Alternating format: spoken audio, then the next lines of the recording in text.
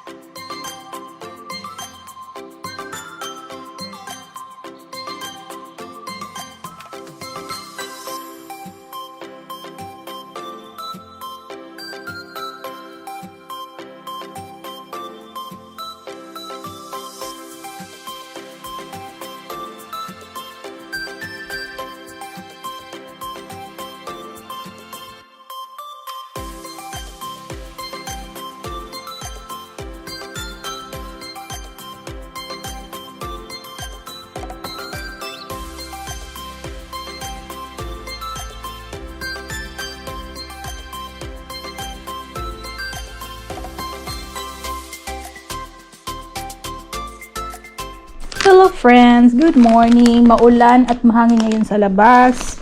At ito yung binili kong malunggay sa Oslo. Isang ganito. Isang pack, 45 kroner. So ito 80 kroner. Oy, kasi 2 weeks since binili ko to, medyo hindi na okay tong isa. So, kailangan lutuin ko na to today. Ito, pwede pa itong ma-save before lutuin kasi dry pa naman siya. So, ito yung uunahin natin. Ano naman to, sayang. Nag-ano na siya. Pero, okay lang, lutuin ko na to. Lagay ko sa lamb. Oh, diba? Lamb with malunggay. So, ito gagawin natin. Kung sa Bisaya pa, maghagpat. Maghagpat tayo, friends. Yun yung gagawin natin today.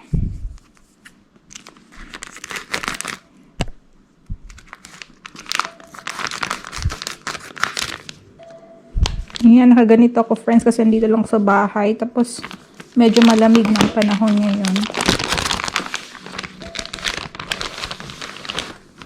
Oy, as in, basa na siya talaga. Siguro last na lang tong gawin kasi basa talaga siya. Maapektuhan yung mga dried.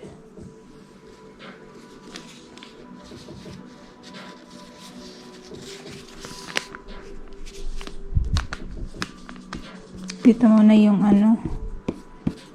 yung basa. Unahin muna natin yung dry.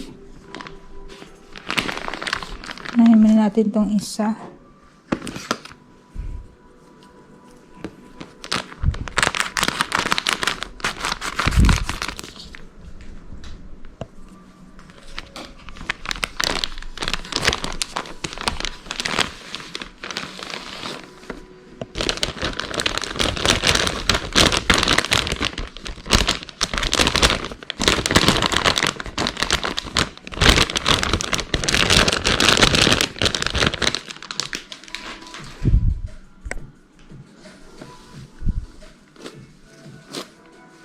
Medyo nga din siya, friends. So, ganyan na lang muna natin. Ayan. Sobrang paborito ko po ang malunggay. Diyan sa Pilipinas, lumaki po ako na may tanim kaming malunggay. Kaya almost everyday kumakain po talaga ako ng malunggay sa Pilipinas. Kaso dito, ito sa place kung saan ako nakatira, hindi uso ang malunggay. Kaya kung pupunta ako sa Oslo, nakakabili ako doon sa Asian store sa Oslo ng malunggay.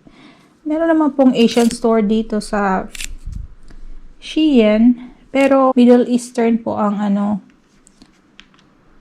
nagmamay-ari. Kaya karamihan ng mga tinda nila Middle Eastern din.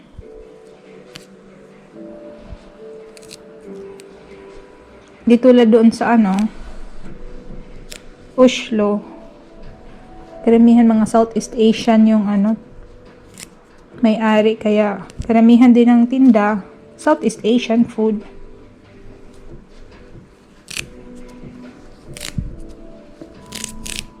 Yan, nakakamiss talaga yung ganito, friends, yung hagpat mode. Hagpat moment.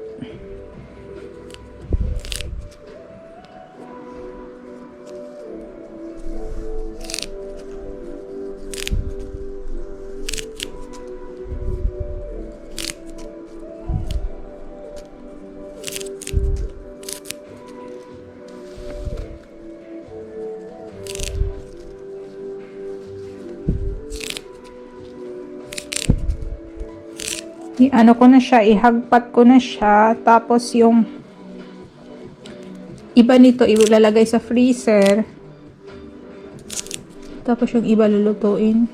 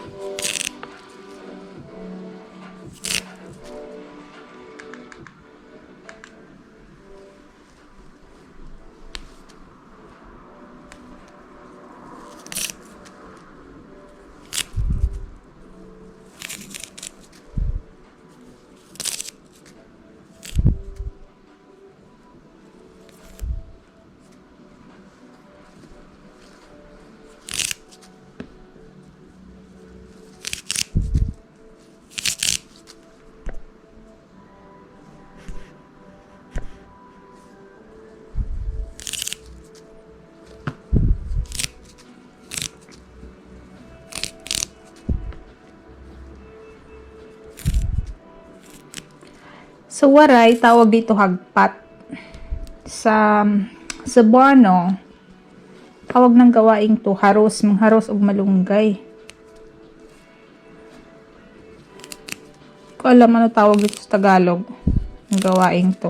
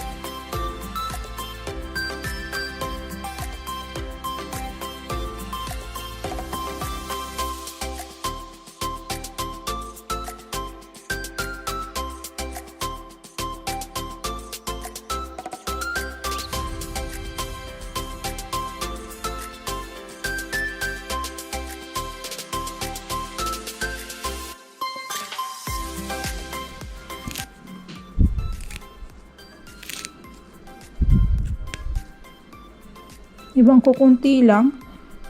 Sa totoo lang, doon sa Pilipinas, isang kainan ko. Isang pack na. Isang ganito na. Isang kain ko lang. Hindi pa kasali yung pamilya ko. Kasi mahilig kami kumain ng gulay. Tapos madamihan. Yan, isang ganyan, friends. Ubos ko yan. Ako lang kakain. Isang upuan na kain. Yan. Diba? Tapos 45 kroner na dito sa Norway. Mahal. Kasi binili sa farmer. Tapos sinakay sa aeroplano. Tapos kailangan pang kumita ng dito. Nagtinda. Kaya sobrang mahal. Kaya maintindihan mo din bakit mahal. Kasi sobrang layo ng pinanggalingan. Tapos na tayo, friends. And sobrang salamat sa pagsama sa paghagpat ko ng malunggay. Please don't forget to press like, subscribe, and bell buttons.